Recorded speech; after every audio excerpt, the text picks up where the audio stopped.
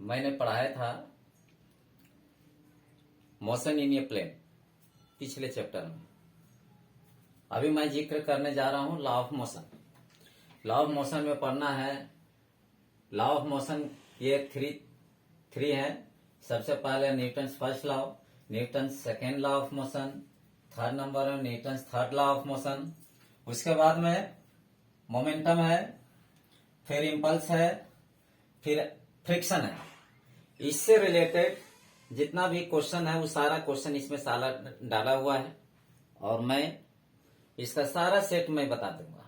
इसका सेट में किस तरह से क्वेश्चन पूछा जाता है। लेकिन हाँ, एक बात आप लोग से कहना चाहता हूं, नया साल है।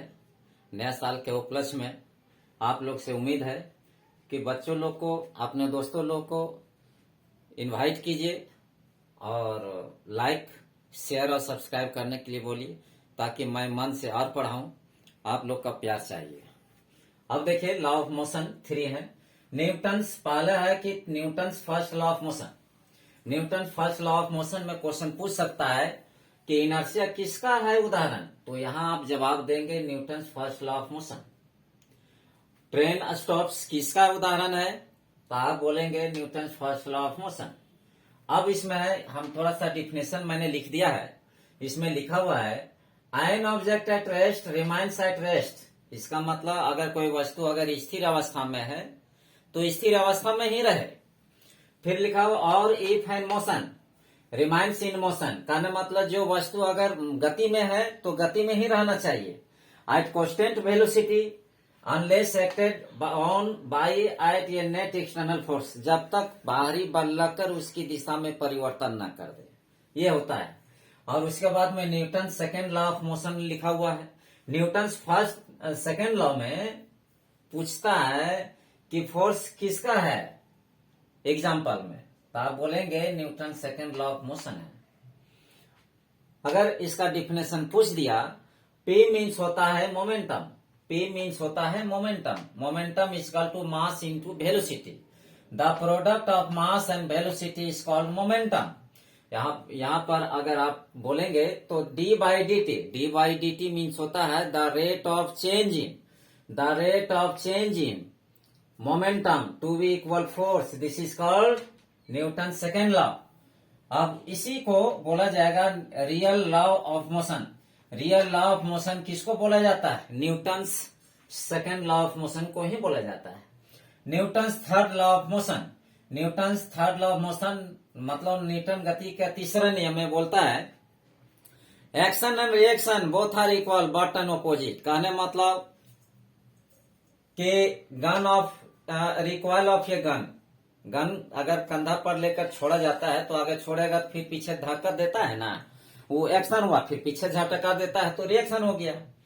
फिर इसी का एग्जांपल में मैंने दिया है रिकॉइल ऑफ ए गन, किसका एग्जांपल है, थर्ड लॉ ऑफ मोशन। फिर लिखा हो स्विमिंग, तैरने वाला होता है, उसमें भी किसका आता है example Newton third law of motion में। पुशिंग द वॉल, दीवार को धकेलने वाला में। फिर लिखा स्पेस शटल, वॉकिंग, हमरिंग ये कॉइल, ये है आपका Newton third law of motion. मैं बताऊंगा इसका इसी का सेट में क्वेश्चन कैसे कैसे आता है, वो चीज मैं अभी बताऊंगा इसके बाद। देखिए मोमेंटम, व्हाट इज मोमेंटम, तो मोमेंटम में इसको बोलेंगे the product of mass and velocity is called momentum. इसका अगर पूछा जाएगा कि प्रिंसिपल किसके आधारित पर है, रॉकेट प्रोपल्सन, मतलब किसके प्रिंसिपल पर, किसके सिद्धांत पर आधारित है, तो बोलिएगा कि law of conservation of momentum पर। Rocket propulsion is based on the principle of conservation of momentum. Jet engine is based on the principle of conservation of momentum. Collision of two objects, दो वस्तु जब टकराता है तो लिखेंगे collision of two objects is based on the principle of conservation of momentum. फिर देखिए bowling जो बॉल करते हैं is based on the principle of conservation of momentum. फिर फायर क्रैकर्स, जो पटाखा फूटता है वो is based on the principle of conservation of momentum. अब यहां से देखेंगे net external force equal to F equal to M into A होता है। एम तो मैंने बैठा दिया। अब इसको एक्सेलरेशन इक्वल टू होता है the rate of change in velocity is called acceleration. यही मैंने क्या किया है, डी बाई डी टी मैंने जस्ट तस उतार दिया है।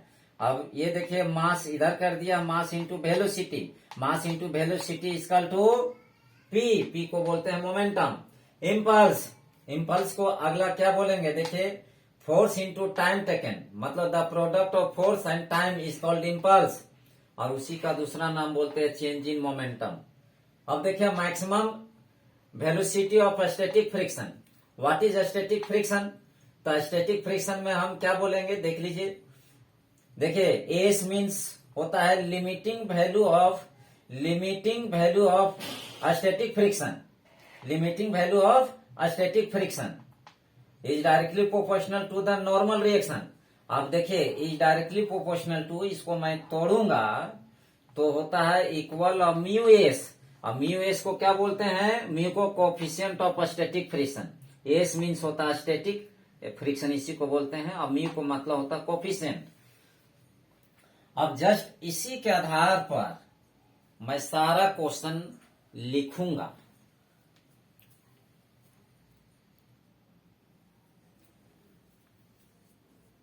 जो अभी मैंने पढ़ा है, इसके बाद ये क्वेश्चन है।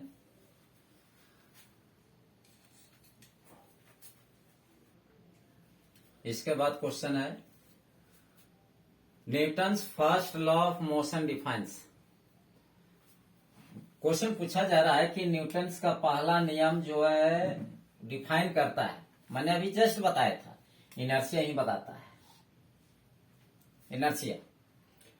फिर सेकेंड क्वेश्चन है Newton's first law of motion defines. ये फर्स्ट लॉ न्यूटन का पहला नियम जो डिफाइन करता है ट्रेन स्टॉप्स, आप एग्जांपल में भी देख सकते हैं। फिर थर्ड नंबर क्वेश्चन है measurement of which quantity is obtained through Newton second law of motion.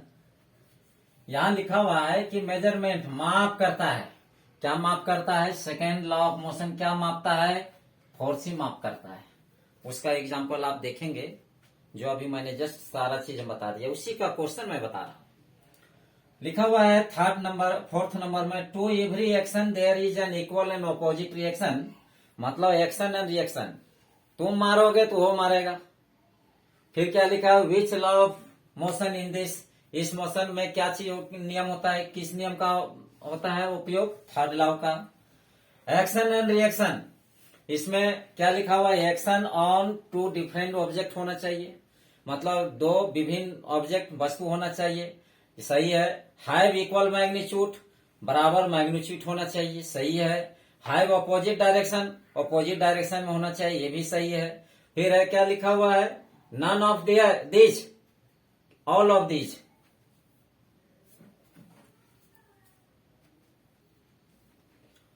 अब यहां देखेंगे action on two different objects, कहने मतलब ये दोनों विभिन्न ऑब्जेक्ट पर एक्स मतलब लगाता है, सही है फोर्स। फिर लिखा हैव इक्वल मैग्नीट्यूड, दोनों मैग्नीट्यूड सेम होना चाहिए, सही है। Have opposite direction, opposite direction में हमेशा काम करता है, वो सही है। ऑल ऑफ दिस, इस सभी में काम करता है, इसलिए आंसर ये होगा। देखिए न्यूटन सेकेंड लॉ